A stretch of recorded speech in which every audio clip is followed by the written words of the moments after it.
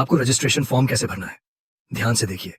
सबसे पहले जो ये चेक बॉक्स है उस पर टिक करना है, फिर अपना नाम लिखना है, फिर आप कौन सी क्लास में पढ़ते हो वो लिखना है, जैसे 5th 6th 7th।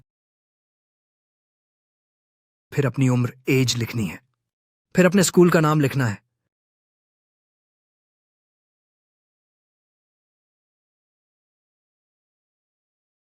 फिर आप किस जगह में रहते हो वो लिखना है, जैसे पूना मुंबई नागपुर। फिर आप किस राज्य स्टेट से हो वो लिखना है, जैसे मैं महाराष्ट्र से हूं तो महाराष्ट्र लिखूंगा। फिर अपना मोबाइल नंबर लिखना है, फिर अपना व्हाट्सएप नंबर लिखना है। अगर दोनों नंबर सेम हो तो वही लिखो। अब आपको 40 रुपये फीस जमा करनी है।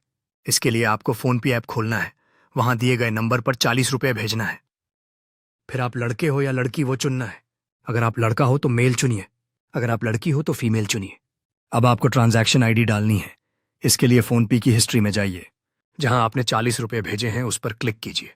वहां एक ट्रांजैक्शन आईडी दिखाई देगी, उसे कॉपी करके फॉर्म में पेस्ट कर दीजिए, फिर नेक्स्ट पर क्लिक कीजिए। अब आपको अपना पेमेंट का स्क्रीनशॉट अपलोड करना है।